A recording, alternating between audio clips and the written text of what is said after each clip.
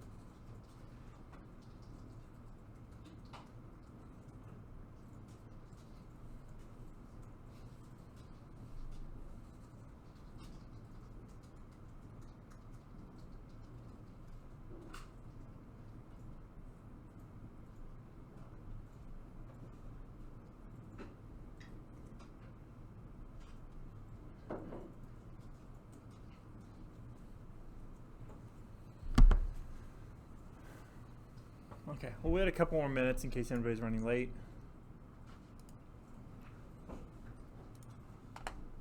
I think most people found assignment number 3 pretty easy and straightforward, right?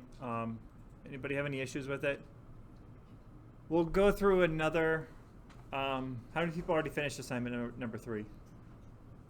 Okay, so we'll go through another example like it. And then we'll move on to some other things. So quick survey. How many people would like a good 20 minutes at the end of class to work on assignment number 3? Do you think that would be helpful? Show hands. Okay. No, enough people that will say yes. What? Is it due today? It's not, but you should be able to finish it today. Oh, okay. Yeah, because I have to work on it yet. Yeah, let's do this. I'll leave about 20, 25 minutes at the end of class to work on it. And then that way, if you have any questions, I'm here to answer them rather than trying to bang your head on the desk until you see what issue you ran into. That's one of the most difficult things with programming classes is that if you don't have somebody nearby that can help you correct minor mistakes, it's like you can't move on. That program's just done until you fix that mistake. How many people took an online programming class before? How many people found that class overly difficult? And that's one of the main reasons, I think, is because you don't have somebody by your side there to was that one of your frustrations, is that you could spend a long time on relatively stupid mistakes? Yeah. Or if you go down a weird path where you start making a whole bunch of mistakes that all Yeah. come from one thing. So we have enough class time. We'll make use of it. If you want to work on your assignments in class, I'm good with that.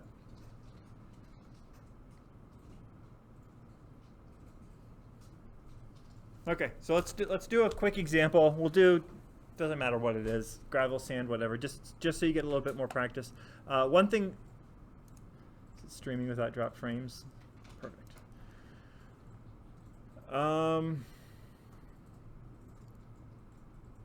One thing I did add under resources, there's a million different websites out there. People always tell me what's a good website to learn Python. There's so many, it's almost become overwhelming. Has anybody gone out there and actually tried to Google how many Python tutorials and websites out there? There's a lot. So I don't particularly have a best website. When I first started it was the opposite problem. It was not very many resources out there. You had to kind of look at the official documentation. There were a few books, but things have really flipped. So what I do is every time I see something that's useful, I'll try to post it here. W3 Schools, how many people use this for a web class, W3 Schools? They're pretty good, right? You found them to be pretty good. They have pretty decent Python stuff. I would say this is less tutorial style. It's definitely, the thing I would give them on this, it's very complete. You could almost treat this as reference because it's not really they're walking you through how to write a program. Let's say, for example, they're talking about strings. They'll give you some string examples, but they don't really run you through a program using strings, Same with let's say for if statements. It's a little bit dry. They're not using real world examples, but it's very clearly written and it's correct. So those are the main couple of things. So to me, this is a good reference site. I probably wouldn't try to learn the language just by clicking through these, but if there's something that you're not quite sure on, or if you forget something, this seems to be pretty decent. So I put that out there. Okay, so let's go right into it. Let's say I'm buying bulk sand this time. We went from gravel to sand. Okay, and so the basics, the basis of the assignment is that when you buy things in bulk by the pound, a lot of times you get different rates per pound. And so in our, I don't remember what our rates were from last time, but the basic idea was like, say, for example, if I'm buying between 0 and 10 pounds, I pay a certain price per pound. Between 10 and 50, I pay a certain price. Between 50 and 100, you get the idea. Now, the difference in your assignment, so that first part's the exact same. However, in your assignment, the second part is that then you have to, and I treat this in two completely separate sections, so don't try to mix the code up, if that makes sense. Have a top section where all you do is calculate the base price. Then a completely separate section underneath it where what you do is you calculate the additional price of shipping. And the logic was that if you're shipping at slow, which could be like UPS ground, you just multiply it by 1, and that means that there's no change. Does anybody remember the reason I have you do this, even though mathematically it's a kind of a useless operation? It's because in the real world, a lot of times what will happen is that people don't hard code these price and rate tables inside the program. They put them in files, databases, they retrieve them from the network, like through a RESTful interface or something like that.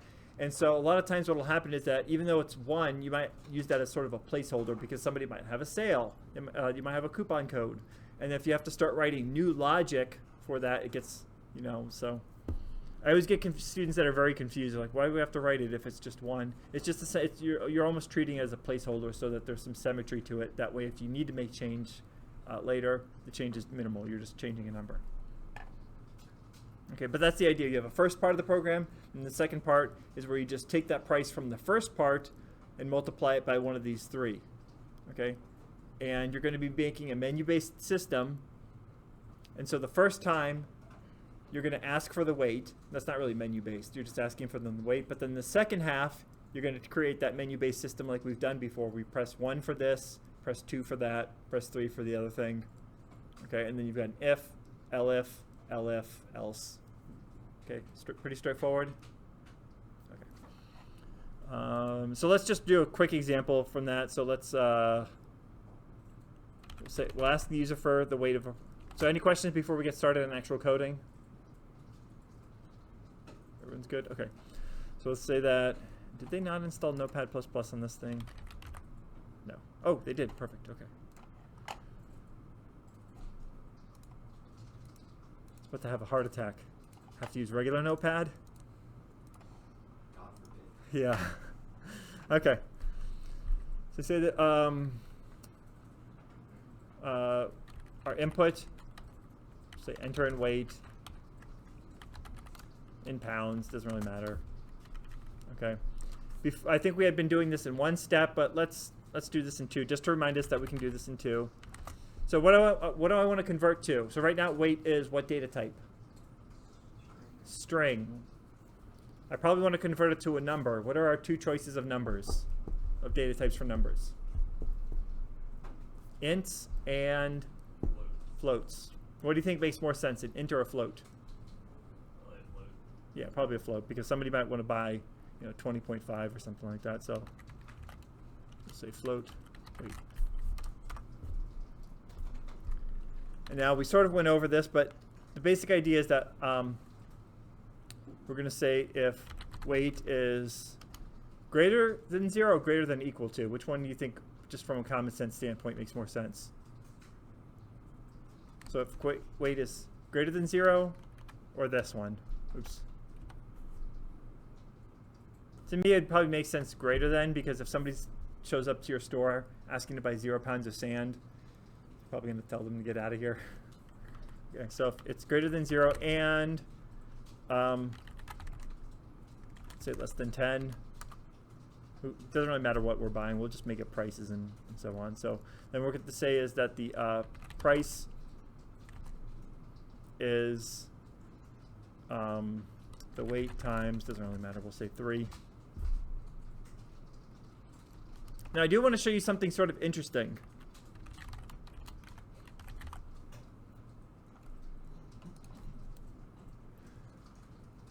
In C and C++ and other similar languages where you have to declare your variables, what would I typically have to do up here? I would have to say double price, right?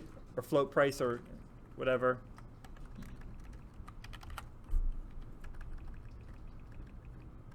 Now what you'll notice is that we have this idea of scoping.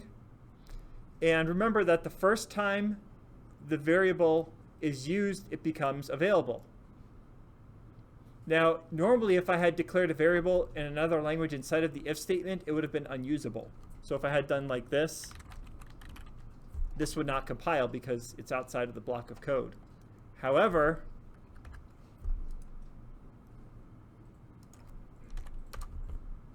notice that did work. Now you can argue that's good or bad practice. What I'd like to do sometimes is just so I have all my my variables ahead of time. Sometimes what I'll do, and this is kind of a useless operation, but maybe it's just me having programmed in C and Java for too long. Sometimes what I'll do is just initialize it to a base price of 0.0. That way I know it's like, okay, I've got some sort of starting point. Okay. And then let's go through it. So remember, it's not else if. It's, what do we do?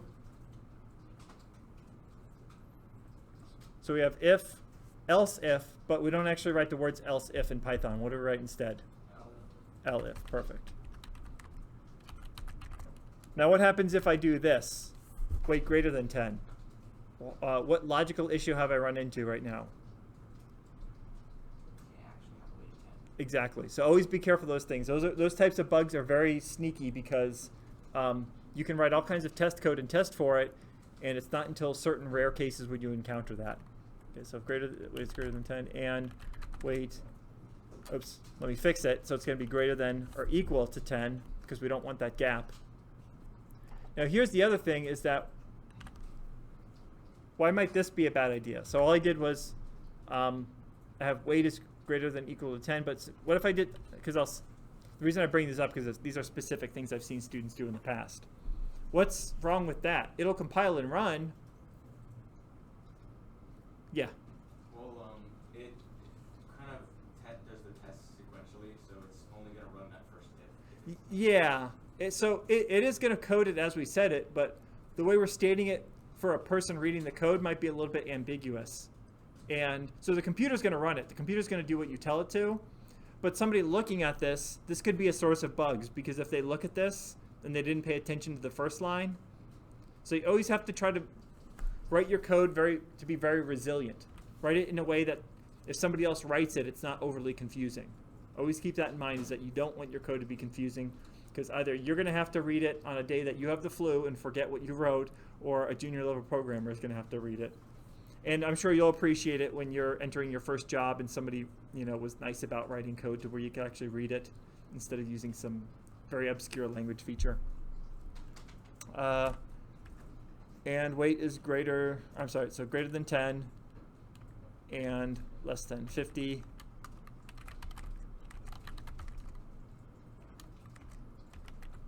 $250, and we'll just keep it there. We'll keep it simple.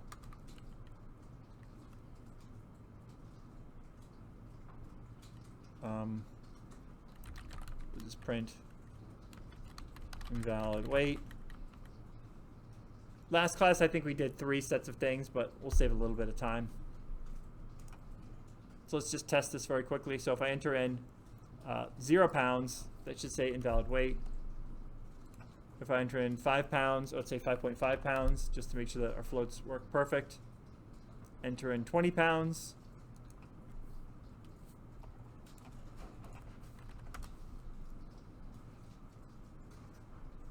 Perfect. Now, the issue that we ran into is if I enter in an invalid amount, like -5, it says invalid weight, and then it still prints as 0. What little thing did we do last time to handle that? Does anybody remember? So it's not the greatest thing to do, but we'll learn better techniques as we learn about functions. We'd probably break this up into functions. Since this is the whole program, this is all it does, what we can do is import a library called sys. We'll talk about imports later. And then when we actually have the invalid weight, we call sys.exit. That actually exits the whole program. That's a very, like, I'm bringing my sledgehammer to this program at this point. It's not a good idea just to randomly exit programs like this. Because this is such an overly simple program, we can do this. But normally what we do is we break this up into functions and then have the function return early and then have it display something to the user. But because we don't really have that luxury of breaking this up into functions and having functions exit early, we kind of have to rely on things like this. And ignore this. Maybe if we gave it a code. I think I tried that same thing last time, didn't I? It didn't work. Yeah. So either way, it's going to...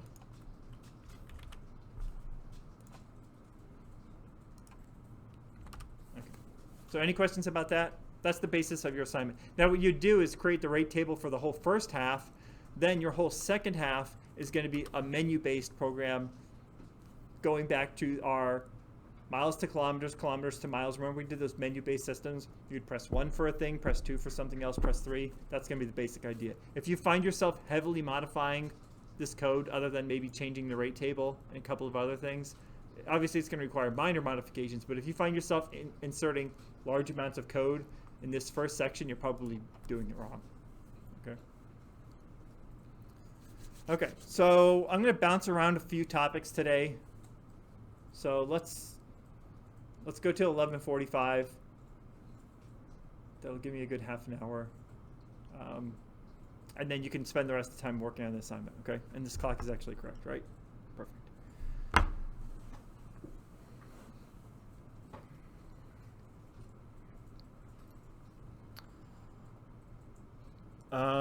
Okay, so let's start up a new REPL. And I've got Notepad++ over here, so I can save this. Try to stay organized here.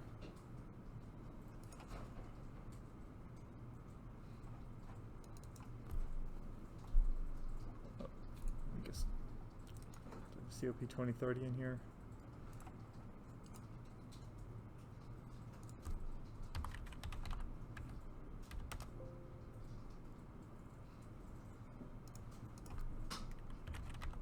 There it is. Okay.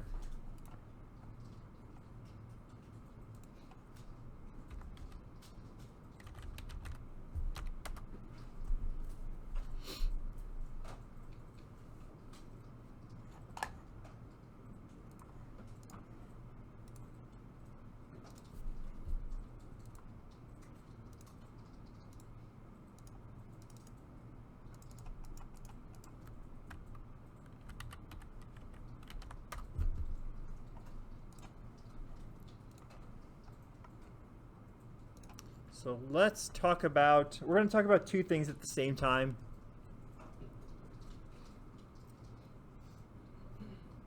REPL. So we're going to talk about loops and lists. Because for the most part, loops don't tend to make a whole lot of sense without each other. They're kind of complementary. But let's start off just doing basic loops, okay? So I'm going to motivate this by, let's say I've got, so don't type this because we're going to wipe all this code. And let's say, for example, I've got, let's say, for example, I'm a student in the class and I had 5 exams and I want to know what my exam average is. We'll say 3 exams, okay? So I've got the first exam. Let's say I did pretty good. I got a 97.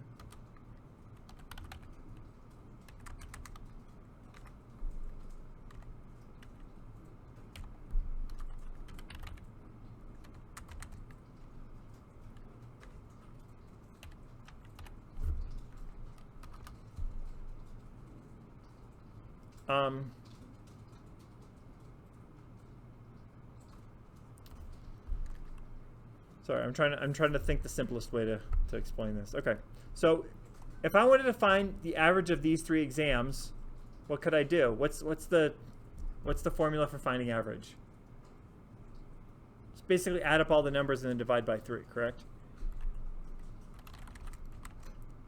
So I would say, actually, I'll just do it in one operation. I would say that the average is equal to, don't forget, the order of operations still applies. So I'd have to say exam 1 plus exam 2 plus exam 3. Windows key. Divided by 3. And then print. Average is average.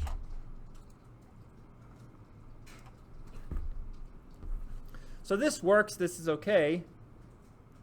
What happens? What do I have to do if it turns out the class actually had 4 exams? I have to introduce a new variable. I have to change it here, and I also have to divide by 4. So basically 3 modifications. What if I introduced another, and another, and another? So you've worked with arrays before, right? Show hands, how many people remember arrays? And so what was the whole point of an array? Just explain it to me in English. You don't have to be overly technical. One variable with multiple values. Perfect. Yeah, so you've got this one thing holding multiple values. As just a human, I can look at this and know that exam 1, exam 2, exam 3, they're all related because I've called them related names. But as far as the computer's concerned, this might as well be exam dinosaur cereal. Like these could be, it doesn't actually care about what the variables are, it just knows that they're variables, even though we've named them sort of similar things. And then the point of an array was that we could group them together, and by saying it's an array, we say these things are actually related. They're all of the same thing. They're all exams. By doing that, we can then use the for loop to loop through them. Without a for loop, an array is kind of, it's not really terribly useful because, like I said, they kind of go hand in hand because, yeah. Sorry, this is for the assignment. Is it just limited 3 to 10? I mean, 0 to 10, the range? Or is it unlimited, like, as long as it's not negative? It is 0 to 10, or yeah. And then what we say is that we just can't, we can't ship things that large. All right. Send you over to UPS, Thanks. wherever. And by the way, don't ever take these for overly real world examples. They're very much, I made up them in my head. I do try to make them to be like, this could be part of a larger program, but because one of the problems I've always noticed is like a lot of programming books, they give you these completely unrealistic scenarios. So I've tried to take a step in something a little bit more realistic. The problem is that when you get too realistic, then the programs could become like 5,000 lines of code. So. Okay, high school math is the same way. 5,000 lines from one guy. Yeah. Okay.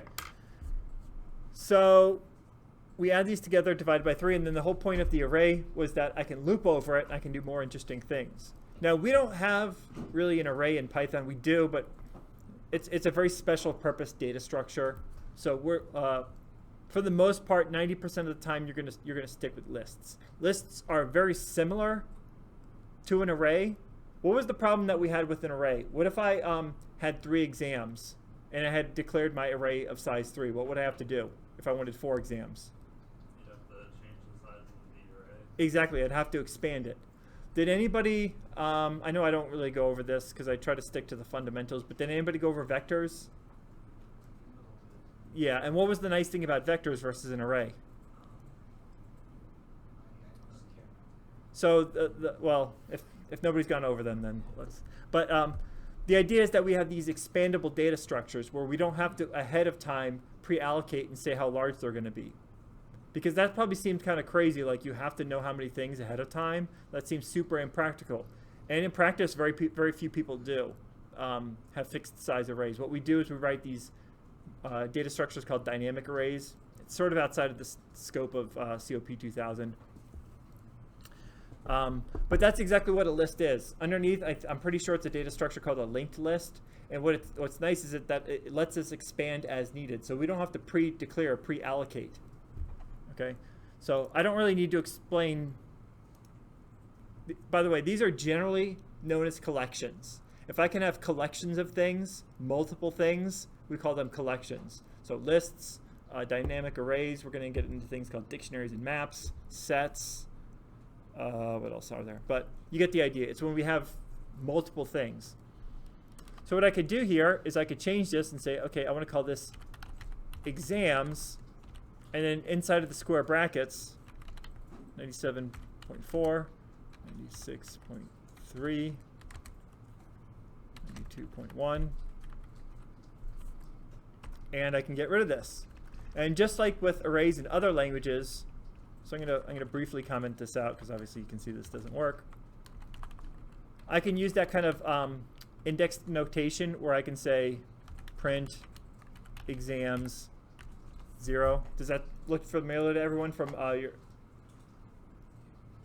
Okay. You don't have to be shy if you don't remember some of this stuff. I know it's been a while since a lot of you have taken this class, but everyone's good with this? And so what is this going to print? What exact number is this going to print? 97.4. Perfect. It's going to print the 0th offset. Now the one thing that's going to be a little bit different than you're used to is that in another language we might do something like this.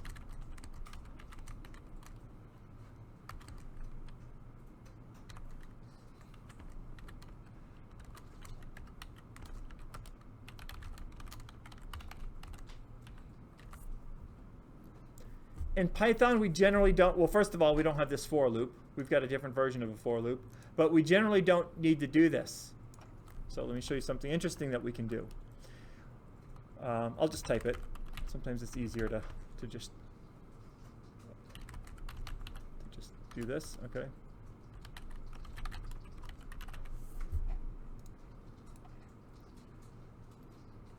So this is cool because what it actually did is it went inside that exams list and it fetched the values one at a time. This, to me, in many cases, is more clear. Show of hands, how many people find this syntax more clear than the C++ version? Show of hands. How many people have no opinion? They think they're the same. Yeah. Okay. But that's one of the kind of the things of Python is that they generally geared it toward making it readable. And this is one of those cases. So this actually grabs each value from here one at a time and it makes it available. That way you don't have to mess around with square bracket notation. Now if we wanted to find the average, I'm going to temporarily comment this out. Let's go back to our original problem. I could do this. Remember I told you we can still do this square bracket notation. So we can say exam 0, exam 1, exam 2. What's it complaining about? Oh, sorry, it's plural now. I made it exams.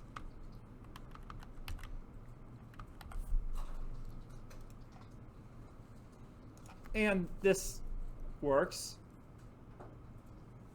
But I can simplify this using a loop. So what I can do instead is knowing this little thing above that we learned here, I can say, okay, for exam in exams, and if all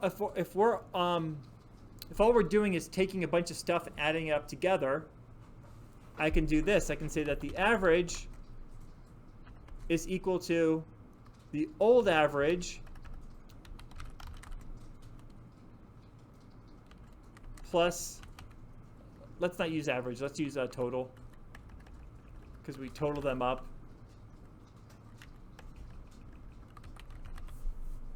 Right, so let me just hop over to Notepad. So if I've got these three values right here, what happens? Okay, so what I want to do is the first time through I want to do 97.4 plus 96.3, which equals, if I'm lucky, this calculator will just let me paste this in. Perfect. So 193.7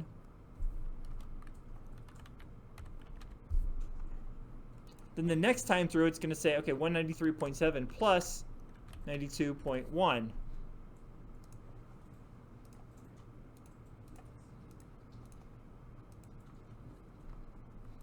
$285.8.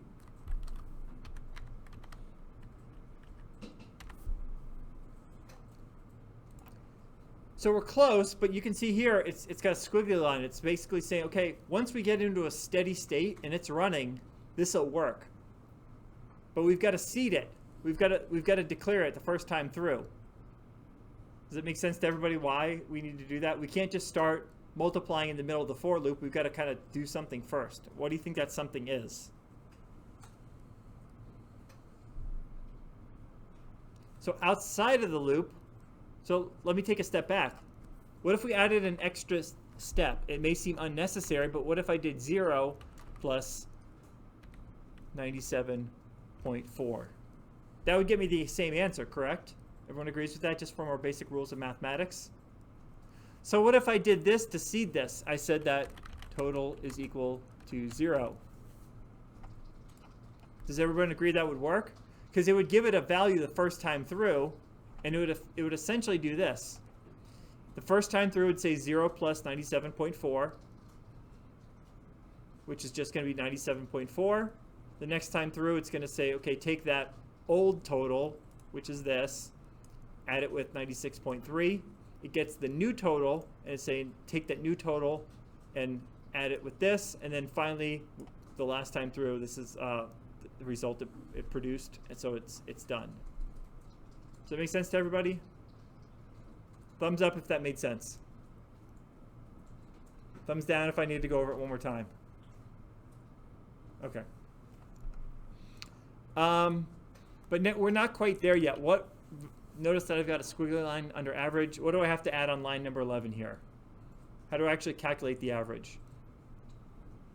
I would say average equals what? Total over 3. Exactly. Total divided by 3. Would Python have like a dot length function so you could just... You're way ahead of me. You'll learn that in the next 30 seconds. Okay. So this works. This got me my average of 95.2, which I think is correct. Somebody can double check me, but that looks about right. Now what happens if I add another exam in here? I can't just modify it in one spot, correct? How many spots do I have to modify this in? I'd have to modify this and change this to 4. Now there's a better way to do that. Wouldn't it be nice if I could automatically calculate the length of that list? And we actually can. There's a function called len, stands for length, and we pass it in exams, and now we don't have to hard code any numbers anymore. I can dynamically add exams as needed. So if I added another exam here, say I didn't do so great on this exam, notice that I only had to change it in one spot. This should be your general mindset when you're writing code, is that you want to make it resilient, because you have to realize that somebody might not know that they have to change your code in multiple spots. And you have to realize code is like a living being, in that it's rare that you write code once and then that's the end of it. In practice, you write the code and then 6 months later, they're like, okay, we got this new request from a customer. They have this kind of corner case they need to be able to handle. And so code is a living thing. And so a lot of times somebody else is going to be writing your code. So in general, in the back of your mind, you always have to keep this general idea that somebody else is going to be potentially looking at your code, so you want to make it as non-confusing as possible. And even I always say this, that if you write really, really clever code, you have to realize that you're going to have bad days. You're going to have the flu some days. You're going to have a headache. And you don't want to have to read your own code that's very clever on the day that you have a flu, because you'd be surprised how quickly you forget the code you've written. How many people try to dig up old assignments from COP2030 and you're like, I don't remember that? Does that happen to you? Yeah. And how long was the time frame? Probably not that long, right? Maybe months, maybe. So that's very common. Don't feel bad. That's everybody. Is that when your mind is inside the code, it's inside the code. And one of the most frustrating things, by the way, this is just kind of a little bit of a tangent, but one of the most frustrating things at a company is when you have to do that, when you have to switch between projects a lot, because you can't just hop into a, it's not like, if I go out in my backyard and say I want to dig a pool, grab a shovel, start digging that pool, and then 3 weeks later I decide, okay, I've got some time, I'm going to start digging again. There's not like no overhead penalty for I just pick up the shovel and start digging. Programming is not like that. If I leave a project for a few weeks, it's going to be a minimum of tens of minutes, potentially hours if it's a complicated piece of code, that I have to get like my mindset back into it. Okay, so don't feel bad. These are things that in school nobody ever talked about, and it wasn't until I got to the workplace that I realized these are very common things. And I talked to other people, and they're like, "Yeah, I have that problem too." You know, you can't just trivial code. A lot of times you can just dive right into, like something like this. You could probably look at from a month from now, but anything over maybe 100 lines of code, it's going to take a little bit of thinking. Okay, so any questions about this? I know you said you didn't have to have this version for your notes. So if anybody needs to type this, go ahead and type this. This is the final proper example I'd like you to have for your notes.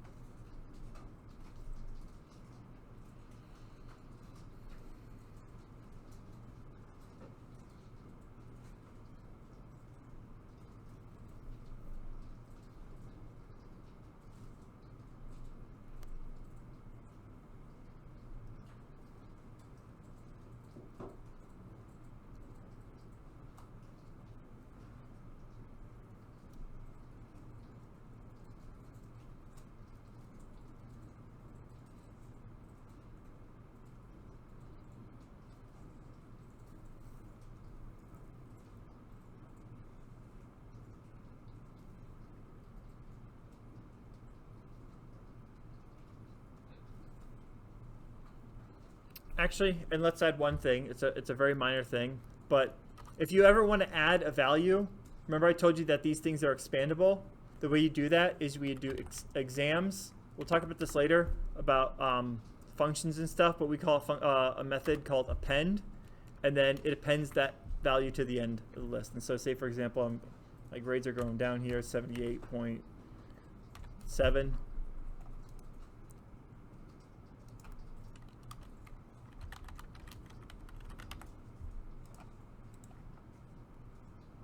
You can see that it appended it to the end. So this is nice. You don't have to predefine the size. You don't have to know all your values ahead of time.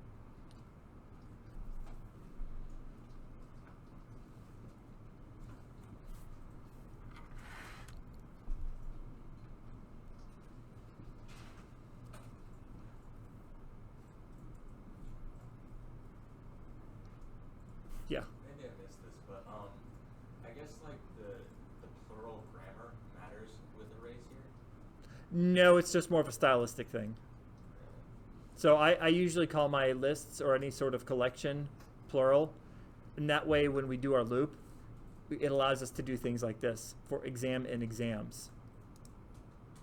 But I could have just as easily said for x in whatever, and then. Okay, that's what confused me, because that wasn't declared, so I thought like maybe since it's a for loop, like it's just declaring a variable right there just for the loop.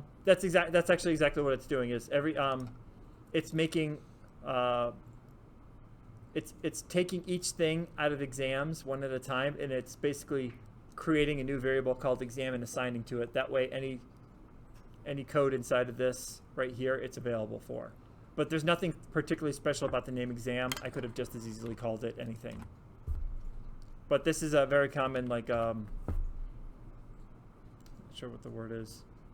Just kind of a convention that people often use, is that they'll do the plural version of the list, and then makes the code a little bit more readable as well. I don't know if that answered your question. Yeah, it did. I was just confused if like that mattered beyond that, I guess. Like Python had some sort of convention where you type exams in like a plural on the end for an array, and then when you want to reference specific like pieces of the array, you do the non-plural version. Oh no, this is just me more of as a programmer trying to stay organized. Python knows nothing about this. Okay. I could have just as easily called this and this. That make sense? Okay. Okay, so let's do one quick variant on this, and then I want to do one more thing, and then that'll be it. I'll move through these a little bit faster, I hope. Let's say I said 11:45, maybe 11:50 would be good enough. Okay, but I'll try to get through this kind of quick. So remember, it is expandable. So what I can do is now I can make an interactive version of essentially that same program. So what I can do is I can say that exams is blank. I just use empty square brackets. And so I'm saying that this list has no items in it. Then what I can do is, okay, so I guess we're going to introduce the while loop today. This tends to be more convenient as a while loop. So we can actually populate this array. Maybe I won't do the complete example. So I realize in other languages you might have things like do whiles and other, but this tends to be the way to do this in Python. Everyone remembers how a while loop works, correct? Is that while some condition is true, the code is going to keep on looping. Did you, in your COP2030, did you go over Boolean data types, true and false? So in other languages, you might write true with a lowercase t. In Python, you write it with a capital T. So don't execute this, but if I ran this code, don't execute it because it's just going to freeze your browser. What would happen? Yeah. And does anybody know the technical name for this? Perfect. Infinite loop. So what we have to do is if we have an infinite loop, we need some sort of condition to break. So let's do this. Knowing that we have to break out of this at some point, what we can do is we can say, okay, to the user, I think what word I can use. We'll just say val for value.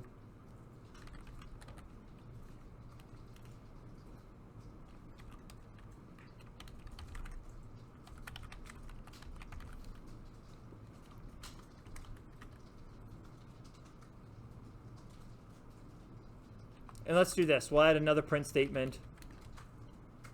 Or let's see if we can fit it all on here. So enter the exam score or Q to quit.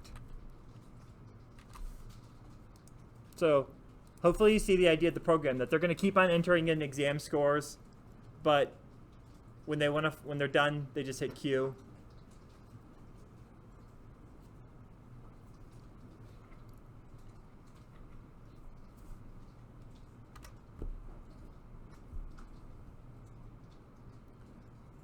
So let's handle the easiest case first. So if what they entered in, val, I was very generic because we don't know if they entered in a number or Q, so that's why I've been kind of generic with it. So if they entered in a Q, what do? We have to break out of this while loop. We have to say, okay, get out of this while loop. There's a special keyword for that. Does anybody know what that is? How to break out of an infinite loop? Break, exactly, yeah. So it does exactly that. This break keyword, as soon as this break keyword runs, it actually drops all the way out of the while loop to line 7.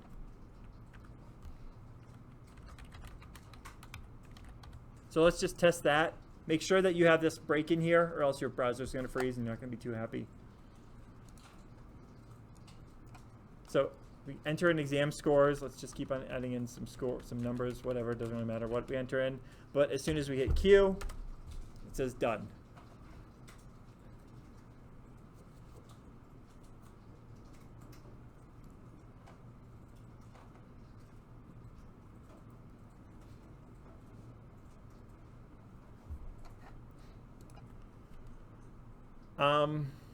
But now we have to actually do the important part. So that's just getting out of the program. But now if they enter it in a real number, what we want to do is we want to say, okay, I don't like overly introducing too many variables, but in this case it probably makes sense because this is their exam score. And what we're going to do is that the score is going to be the float version of val. And so here we have their exam score as a float. How do I append it to the end of exams?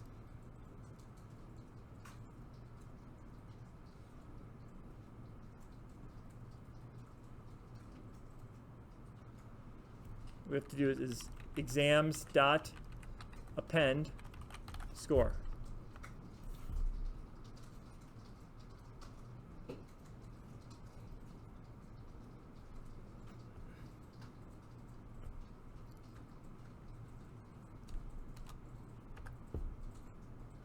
Now we have these all sorted in an array. We could actually have written this program without a list. I keep on saying an array, a list. But sometimes it's convenient. If we don't write the program within a list, we lose those values. So if we want to use those values a bunch of times over and over and over again, we have to store them in a list. If we just ask them for the numbers and just add them all up once, we've lost the history. We don't know those numbers, okay? There's times when you do each. But I want to give you enough time to work on your assignment. So we're actually going to cheat. So we're going to say that the average is equal to, there is a special function called sum that, remember that code we wrote from before? It does exactly that. We pass it a list, exams, and it sums up the total. But that's not it. What last thing do we have to do to get the average? So here we have the total, but it's not the total, it's the total divided by... number. Yeah, exactly. What special function did we use to get the actual number? Len. Okay. And let's do this. We'll just print this as an F string.